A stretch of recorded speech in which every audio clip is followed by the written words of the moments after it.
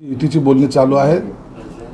त्यामध्ये संभाजीनगरची जागा प्रामुख्याने जी अनेक निवडणुकीमध्ये शिवसेना लढवत आलेली आहे, म्हणून ही जागा शिवसेनेला सोडावी असा आग्रह आम्ही सर्व पदाधिकाऱ्यांनी धरला होता.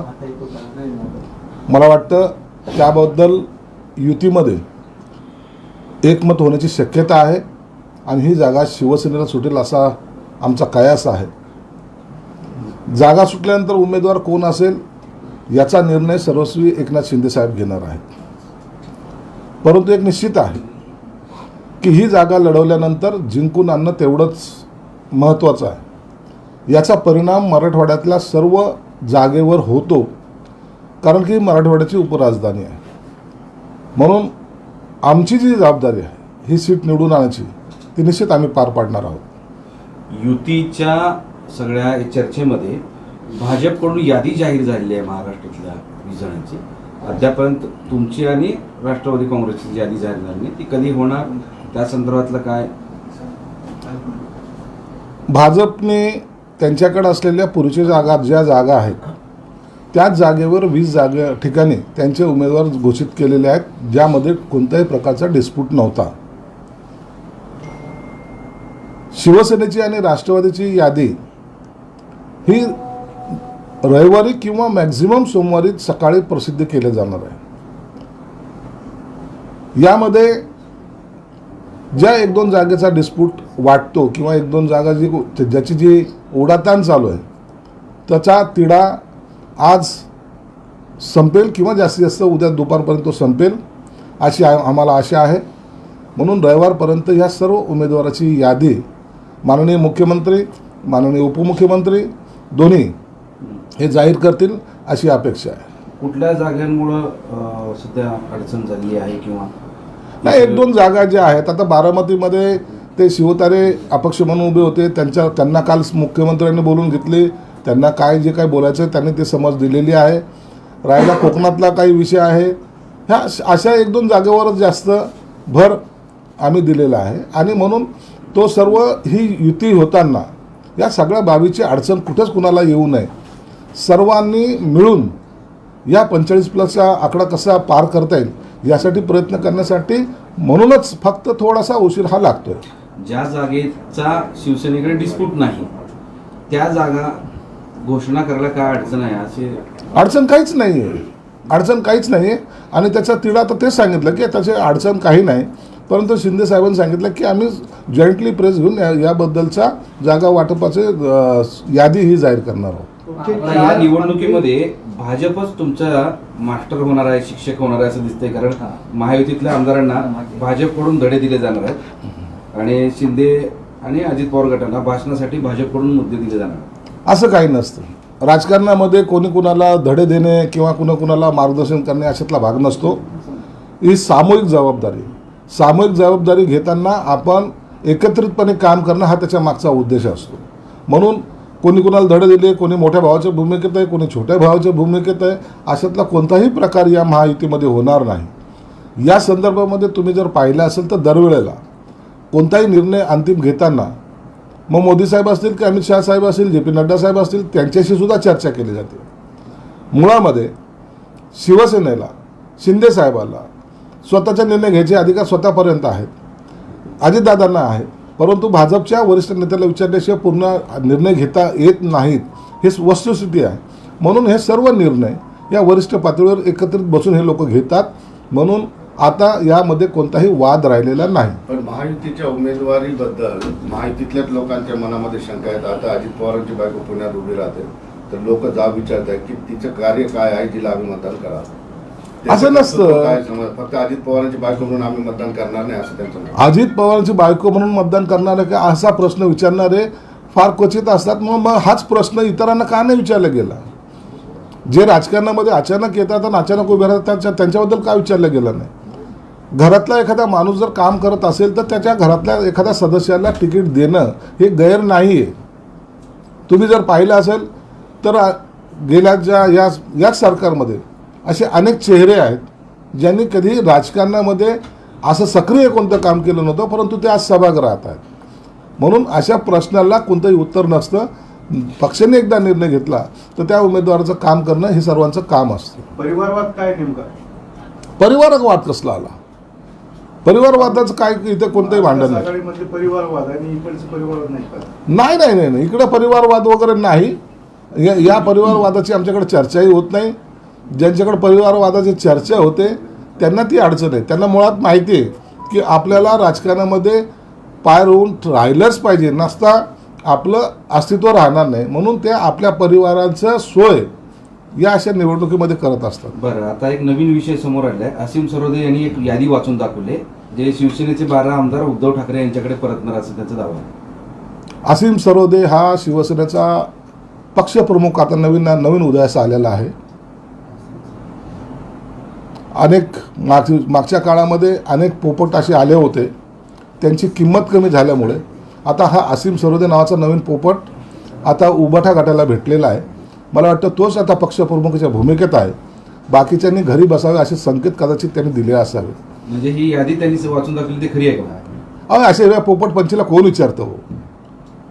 हे आपल्या प्रसिद्धीसाठी काही बोलत असतात.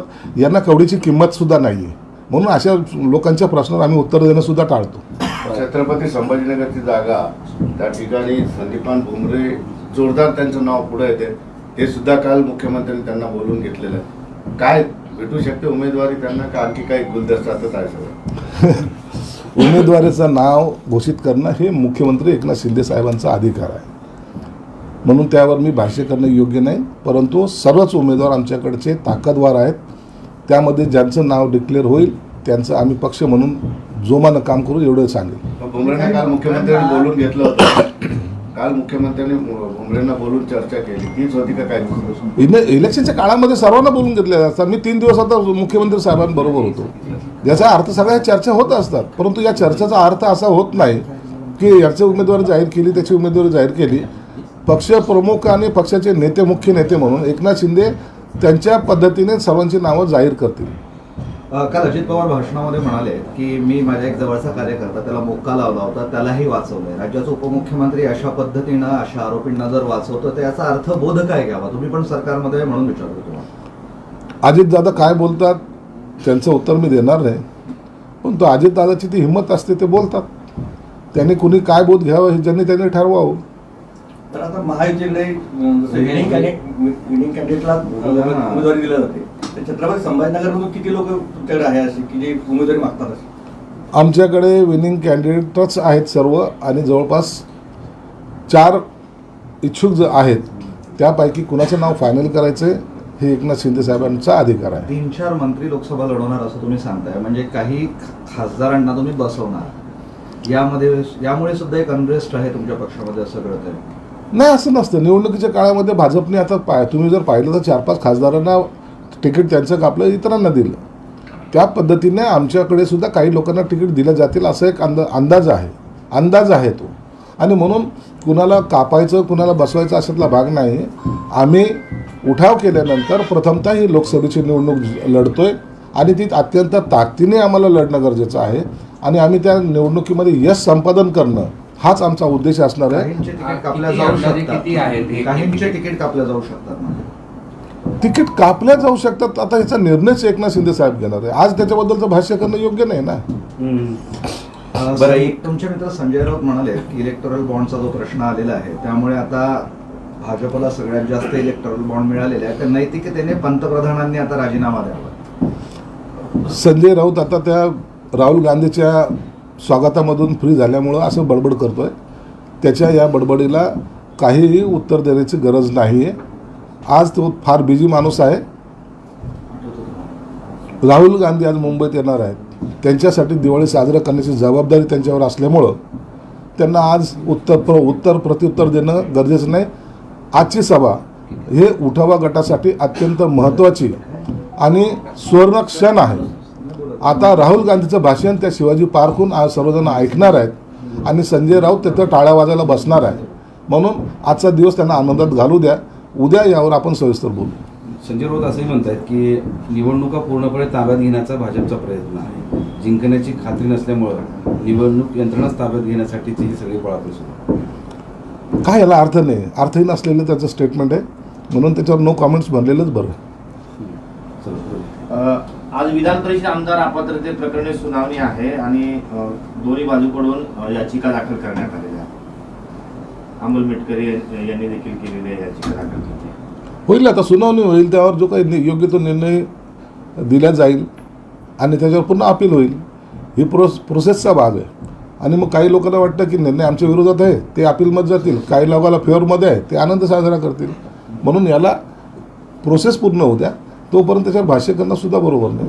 देशभरामध्ये पेट्रोल आणि डिझेलचे भाव 2 रुपयाने कमी झालेले आहे. गेल्या वेळेस महायुतीने म्हणजे भाजप शासित जे राज्य आहे त्या ठिकाणी पेट्रोलचे दर कमी करण्यात आले होते. मात्र जिथं काँग्रेसची सत्ता आहे तिथं कमी करण्यात आले. त्यामुळे कुठेतरी भाजपकडून किंवा महायुतीकडून ओरड करण्यात आली. मात्र आता परिस्थिती अशी आहे, केंद्राने पैसे कमी केलेले. राजस्थान सरकारने की महाराष्ट्रात का कमी होत नाही? असं नाही आहे. सरकार आल्यानंतर उठावाच गटाला आम्ही जेव्हा बंड केलं, उठावा गटामध्ये असताना पहिल्यांदा आल्यानंतर सर्वात पहिल्यांदा 5 रुपये कमी करण्याचं धाडस एकनाथ शिंदे साहेबांनी दाखवलं होतं. आज जे काही पेट्रोल डिझेलचे दर कमी होत आहेत, हा टेक्निकल मुद्दा आहे. हे इलेक्शनचा जुमला नाही. 2 रुपयांनी रेट आज कमी झाले म्हणून काय भाजपने इलेक्शनसाठी केले आणि 2 रुपये मिळाले म्हणून लोक मतदान करतील असं समजायचं काही कारणच नाही. म्हणून ही प्रक्रिया आहे. या प्रक्रियेनुसार हे रेट कमी झालेले आहेत. याचा अर्थ कुणी असं गैर काढू नये की भाजपने मतदाराला खुश करण्यासाठी काही रेट कमी केले. मात्र केंद्राने केले, मग राज्य कधी करणार अजून? कारण राजस्थानने ऑलरेडी 2 रुपये कमी केले, त्यामुळे 4 रुपयाचा फरक पडलेला आहे. निश्चितच राज्य पण त्याच्यावर विचार करेल. आज कॅबिनेट आहे, यातही काही निर्णय होण्याची शक्यता आहे. जाऊ दे. विषय असा आहे की महायुतीमधल्या घटक पक्षांमध्ये प्रचंड नाराजी सुरू आहे. त्यात रासपचे महादेव जानकर हे शरद पवारांच्या भेटीला जात आहेत. शरद पवारच्या भेटीला अनेक जण मान्यवर जात आहेत. जानकर जातील, आणखीन कोणी जातील, त्यांना शुभेच्छा. परंतु तुम्हाला या 2 दिवसानंतर आमच्याकडे येणाऱ्याची संख्या जर पाहिली तर तुम्हाला आश्चर्य वाटल्याशिवाय राहणार नाही. मोठे जे काही भूकंप आहेत हे येत्या सोमवारी तुम्हाला पाहायला मिळतील. शिवसेना उभाटा गटाच्या वाटाघाटीसोबत प्रकाश आंबेडकरांनी संभाजीनगरवर दावा सांगितलाय की जागा ते मागणार आहेत असं. प्रकाश आंबेडकरची ना आघाडीची युती होणारच नाही हे तेवढं स्पष्ट आहे. आजची बैठक आहे, या बैठकीला प्रकाश आंबेडकरला न बोलवणं याचा अर्थ प्रकाश आंबेडकरची युती करायची नाही असे संकेत त्यांनी दिलेले आहेत. म्हणून या आघाडीमध्ये ही सुरुवात ही बिघाडीची प्रकाश आंबेडकरांना न बोलवल्यामुळे सुरुवात झालेली आहे. आणि मला नाही वाटत काँग्रेस ही आजचा त्यांचा मेळावा झाल्यानंतर या युतीच्या बोलणीला बसतील म्हणून. तर आघाडीमध्ये त्यांचं बोलणं व्यवस्थित नाही झालं, तुम्ही आवाहन करणार का आमच्यासोबत या म्हणून? कशाला? आम्हाला नको, बस झालं. आम्हाला आमचे जे आहेत तेच बस झाले. आम्हाला या आघाडी बेगडीचे लोक नको. जागा नाही राहिली आता. आमच्याकडं नो वॅकन्सी फुल आहे. आमच्याकडे कोणाला जागा नाही. याचिकाकर्ते विनोद पाटील यांनी इच्छा जाहीर केली, जर मुख्यमंत्री एकनाथ शिंदे यांनी लोकसभेसाठी मला जर इथं आशीर्वाद दिला तर मी आनंदाने छत्रपती संभाजीनगरची लोकसभा निवडणूक शिंदेच्या तिकिटावर लढेल. कोण म्हणतोय? विनोद पाटील. अनेक जण इच्छुक आहेत ना. विनोद पाटीलच काय, अनेक जण इच्छुक आहेत. अनेकांनी आपल्या इच्छा व्यक्त केलेल्या आहेत. निश्चित त्याचा विचार हा एकनाथ शिंदे साहेबांनी करायचा आहे. त्यांना तो निर्णय घेऊ द्या. ते जर आले तरी त्यांचं आम्ही स्वागत करू. कोणी जरी आमच्याकडे आले आणि त्यांना जर शिंदे साहेबांना जर वाटलं की हा योग्य उमेदवार आहे तर निश्चित त्यांचं स्वागत केलं जाईल. तुम्ही आता बोलताना असं म्हणाले सोमवारी भूकंप होते, सोमवारी तुमची यादी सुद्धा जाहीर होणार आहे, सोमवारी काही लोकांचे पत्ते तुम्ही कट करणार आहे, हे सगळं भूकंपाशी निगडीत. तुम्हाला सोमवारी चांगला एक भूकंपाचा धक्का पाहायला मिळेल. म्हणून 2 दिवस आता वाट पाहून सोमवारचा आपण जे काही निर्णय एकनाथ शिंदे साहेब त्यांच्या कौशल्याने घेत आहेत ते तुम्हाला पाहायला मिळतील. म्हणजे तो तुम्ही पक्षातल्या किती जागा काही जणांचे तिकीट कापणार असं म्हटलेलं आहे, ती संख्या नेमकी किती आहे? आणि नव्या तिकीट चेहऱ्यांना- कापणार आहे असं नाही आहे, काही बदल करणार आहेत आणि काही बदल हे नैसर्गिक असतात. म्हणून त्यांना कुणाला डावलणं हा त्यामागचा हेतू नसतो. सीट निवडून आणणं हा त्याच्या मागचा उद्देश असतो. आणि एखाद्याचं तिकीट कापलं म्हणून दुसऱ्याला दिलं तर तो काही पदाधिकारी नाही अशातला भाग नाही. तुम्ही जर आता भाजपची यादी पाहिली असेल, 4 लोकांचे तिकीट काढले, 4 लोक पदाधिकाऱ्यांना दिले. म्हणून एखाद्याचा तिकीट कापून इतर पक्षातून आलेल्या लोकांना काहीतरी द्यायचं अशातला तो काही प्रकार नव्हता. पक्षातल्या लोकांच्या अंतर्गतच इतरांना संधी देणे हा त्याच्या मागचा उद्देश असतो. असे किती लोक, अशा किती ठिकाणी होऊ शकतं अंदाजे तुमच्या? आता होईल 2-3 ठिकाणी तर होण्याची शक्यता नाकारता येत नाही. प्रत्येक भाजप म्हणतंय की आमचा उमेदवार आपल्याला जागा घ्या, तुम्ही म्हणताय आपल्याला जागा घ्या. याच्यातून निवडणुकीपूर्वी तुमच्या युतीमध्ये वैचारिक आणि तुमच्या पातळीवरचे पक्षीय पातळीवरचे मतभेद दिसून येत नाहीत असं वाटत नाही? निवडणुकीच्या काळामध्ये पक्षाचा कोणताही कार्यकर्ता ज्या ठिकाणी तो राहतो, ज्या ठिकाणी त्याचं कार्य म्हणजे तो आपलं काम करतो, त्याला असं वाटतं की या वेळेला या निवडणुकीमध्ये मला संधी मिळावी. मग संधी मिळण्यासाठी तो आग्रह पक्षाच्या नेत्यांकडे धरत असतो. मग तो शिवसेनेचा असेल, तो भाजपचा असेल, तो राष्ट्रवादीचा असेल, त्यांच्या आग्रहाचा मान सन्मान हे वरिष्ठ नेते ठेवत असतात. आणि शक्य झालंच जर एखादी जागा जर भेटली तर त्या कार्यकर्त्यात समाधानसुद्धा होतात, म्हणून त्या दृष्टिकोनातून प्रयत्न करत असतात. याचा अर्थ युतीमध्ये कुठंतरी बिघाडी आहे, कुठंतरी वाद आहेत असं समजण्याचं काही कारण नाही. ओके. उभाटाने स्तंभपूजन केलं प्रचार करणार, शिवाय त्यांचं युवा शाखेचा मेळावा पण होतो. आता उमेदवार जाहीर नसताना उमेदवार जाहीर नसताना तयारी सुरू झाली. नाही उभाटा गटाचा उमेदवार जाहीर आहे ना, चंद्रकांत खैरे. कुठं अधिकृत जाहीर केलं? अधिकृतच आहे त्यांचा अधिकृतच आहे. दांडी मारली होती काय? आता दानवेने का दांडी मारली हा त्यांचा प्रश्न आहे, परंतु उभाटा गटाचा उमेदवार इथं चंद्रकांत खैरे आहेत हे नक्की आहे. तुम्ही घोषित करायला येतात?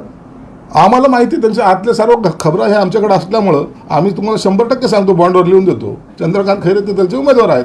त्यांनी बाजी मारली तुमच्यापेक्षा. मग काय तू सिनियर विचारा. त्यांच्या ग्राउंडवर तुमचा डोळा होता. त्यांचं जिथे ऑफिस आहे त्या ग्राउंडवर तुमचा डोळा होता असं म्हणणं आहे त्यांचं. म्हणून आवरलंय त्यांनी फार. होतंय का सगळे? आम्हाला अशा जागा विगा ह्याच्यावर डोळा ठेवायची गरज नाही. आम्ही डोळा कधीच मारत नाही, डायरेक्टच आलिंगन देत असतो. म्हणून या सगळ्या गोष्टी ज्या आहेत कथोकल्पित असतात. आम्हाला ही जागा पाहिजे, त्या जागेवर काहीतरी नारळ फोडल्याने काही होणार आहे, अरे आम्हाला त्याच्याशी गरज नाही. आमची इतकी मजबूतीने आम्ही उभे आहोत की आम्हाला कुणाच्या जागेवर डोळा ठेवणे, डोळा मारणे हे प्रकार आमच्याकडे घडत नाहीत. आता आम्हाला फक्त टार्गेट एकच आहे, संभाजीनगरची जागा जिंकणे. त्याने तिथं गोमूत्र शिंपडून जागा अहो खैरे ते गोमूत्र शिंपडतील, आणखीन कुठं काही पाणी टाकतील, काही नारळ टाकतील, काही आणखीन सुपारा टाकतील, ते त्यांचा प्रश्न आहे तो. आता त्या माणसाला पहिल्यापासून अंधश्रद्धेचा एक वेड आहे, त्यामुळं त्या जागेवर तुम्ही पण जाऊ नका. नसतं तुम्हाला काहीतरी लागण व्हायची शक्यता नाकारता येत नाही. खासदार इम्तियाज जलील यांनी आम्ही 2024ची निवडणूक जिंकू म्हणून स्टिकर लावणं सुरू केलेले आहे, कसं बघता आपण?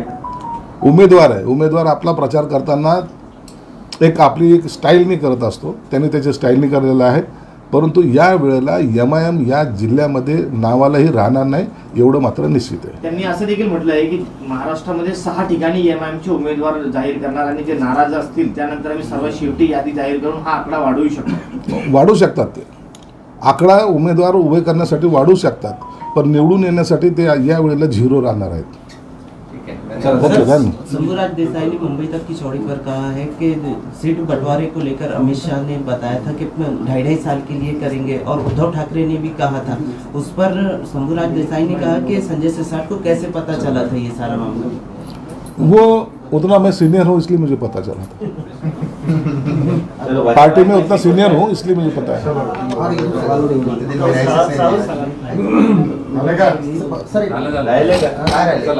हिंदीमध्ये कोण हिंदीमध्ये कुठे दाखवणार?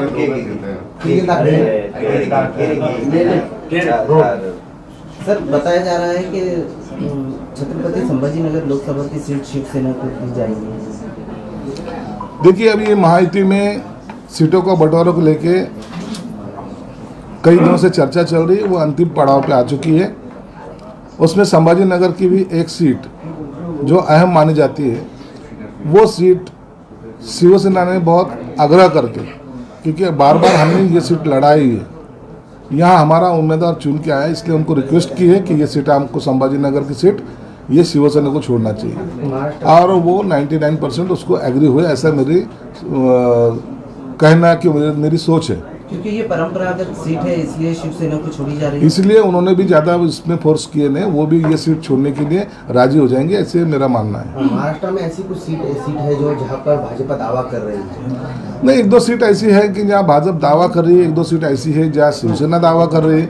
ये सब दावे प्रति दावे जो होते हैं इलेक्शन के दौर में होते रहते हैं. वहाँ का जनरली वहाँ का जो कार्यकर्ता रहता है, जिसको लगता है कि ये सीट अपने लड़ाना चाहिए, वो नेताओं के तौर जब मांग करता है तो उसकी मांग का सम्मान करते हुए वो सीट उनको कैसे छोड़े जाए, इसके लिए नेता भी प्रयत्न करते हैं. उसी तरीके से ये सब बंटवारे के टाइम होते रहता है. लेकिन आखिर को पार्टी बोल के जो निर्णय लेना है वो पार्टी के वरिष्ठ नेता लेते हैं और उसको सब लोग जो कार्यकर्ता है उसको एग्री करते रहते हैं। राहुल गांधी का दौरा हो रहा है, अभी आप सभा भी होने वाली है महाराष्ट्र में, मगर ये दौरे में कुछ आपको नुकसान हो सकता है? नहीं, इस दौरे का नुकसान कुछ नहीं है। ये भारत जोड़ो क्या होता है, भारत टूटा कहाँ है?